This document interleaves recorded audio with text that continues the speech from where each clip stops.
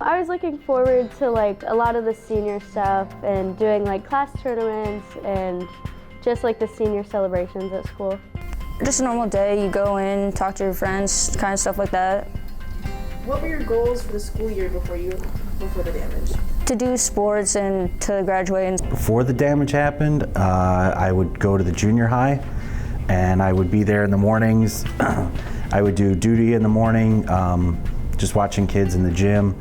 And then from there, I would check daily attendance and call anybody who'd missed more than a few days and send out warning letters and things like that. And then just if we needed to do house visits for kids who weren't coming to school or who were having issues or things like that, that would be what we would do in the afternoons.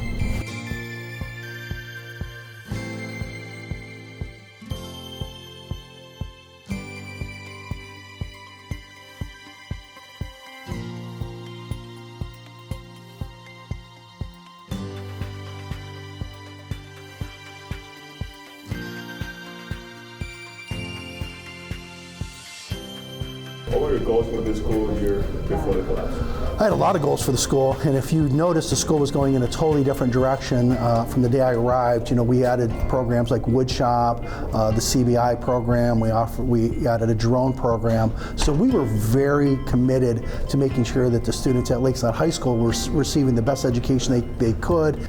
I was in an American history class. I taught American history and world history, so I was in a tested area, trying to get students prepared for the end of course exams that were coming up. I teach in Japanese, reading, writing, listening, and speaking, and in the spring all of the Japanese students take a proficiency test, and so progressing them towards better and improved scores in those proficiency tests.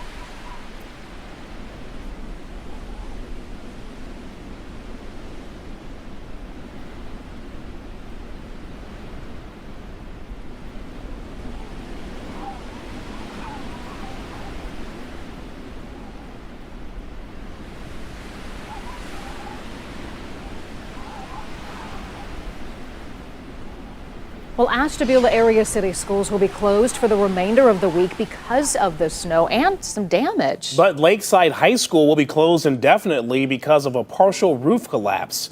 Mr. Astorino called me and said there was some roof damage at first. Some water was getting in, and he said that the fire department was on their way over just to check it out, but he didn't think it was anything major at the time. And how did you feel about the damage? At first I wasn't worried because I thought it was just a leak, but then the next day the fire department went again and the entire roof collapsed. So after I got out 2 days later, Mr. Astorino brought me to the second floor, and I was shocked that the entire roof and the ceiling was sitting on the desks of a science lab. So I was shocked because the building is only 17 years old. How did you feel when you heard about the damage?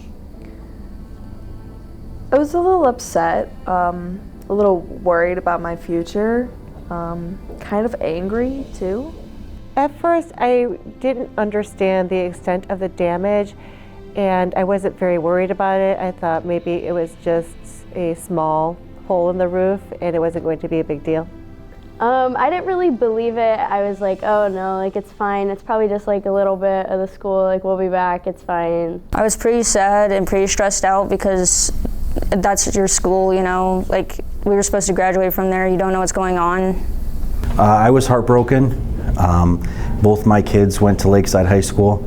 The job that I had before this job, I had worked in the high school for 5 years, and I considered it, you know, like a home away from home. I also do the theater department for the high school.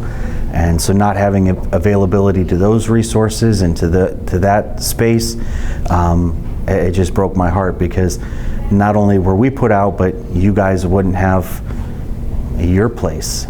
You know, the high school is, whether you look at it this way or not, it's your stomping grounds, if you want to call it that, for 4 years, and you guys were robbed of that this year, and that's not fair to you guys. The first thing we thought was that there was just a water leak, but as the time went on, we realized that it was more serious than that. It was pretty devastating to me, very emotional when I realized what was ahead of us. I was worried about everybody, not only myself. As far as that goes, Mom, at the end of my career, I can do what I want, but you guys deserve certain things. Students deserve an opportunity to experience high school the way they want to experience, and have opportunities that they want to have, not necessarily the opportunities we want to give them, but the opportunities they want to have. So we had come a long ways moving down that process. So how we moved forward and what that was going to look like was very concerning to me. You know, how the teachers were going to respond and how we were going to stay together as a family, because in the end we are a family that is trying to provide opportunities for you guys to make sure that you guys have a positive experience in high school.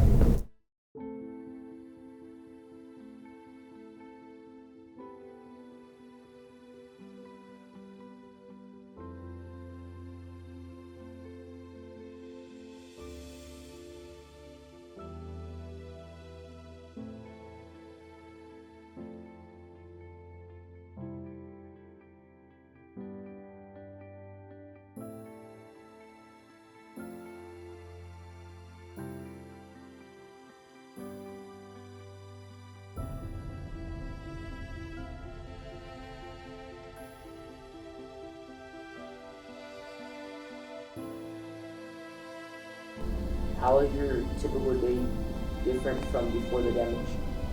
I have to wake up a lot earlier, and in the morning I get dropped off at one building, and then I walk over to another, and then after a couple periods I walk back over to the original building and then walk back again. It's not fun. I don't like it. I hate it, actually, but it's school. It's better than not having any education at all.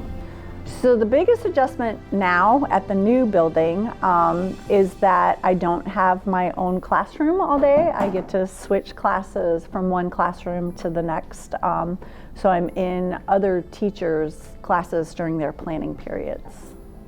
I'm now a traveling teacher.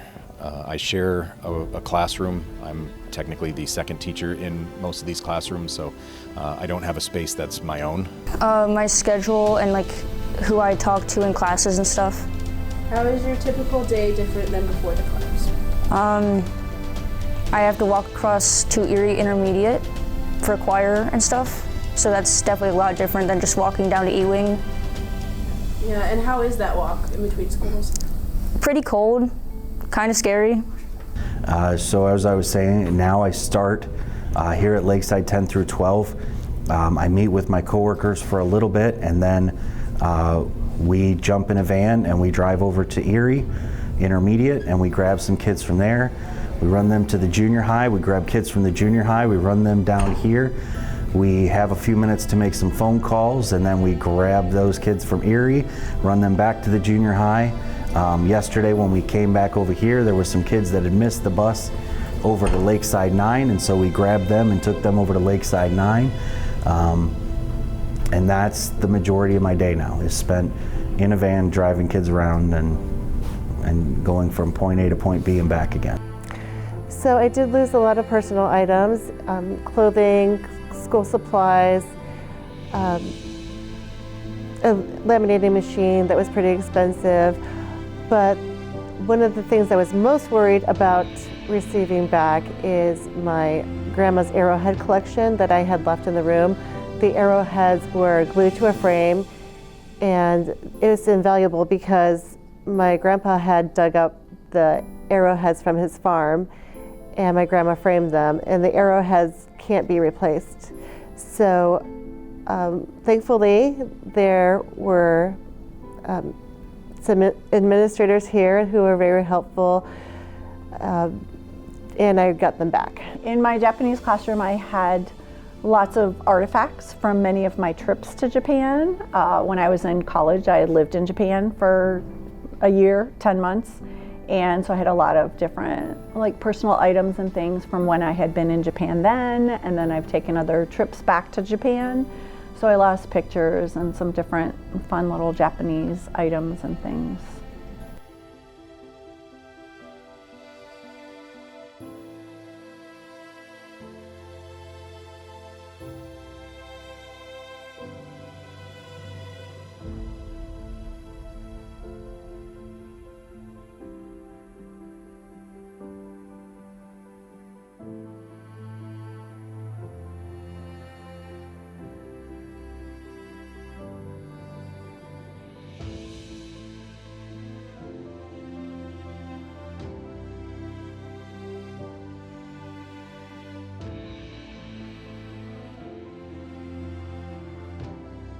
My goal is to get the gym and the auditorium and the band room and the weight room and that whole back part of the building back first, because there's no damage inside back there. Just the roof above that area is damaged. So I would like to get back in that part of the building first and then figure out how long it's going to take to repair or rebuild the front part of the building. Have there been any changes to the building? There's talks of several changes and several improvements to the building. You know, one of the things that is taking place here is we have an opportunity to look at what the building offers currently and what we believe the building should offer moving forward. You know, I do plan on offering full gaming curriculum, esports, and then I also want to have conversation about offering some more STEM classes, more technology classes in the building moving forward. Let alone, I do know that there's some talk about maybe we can add some facilities that would enhance the educational process moving forward.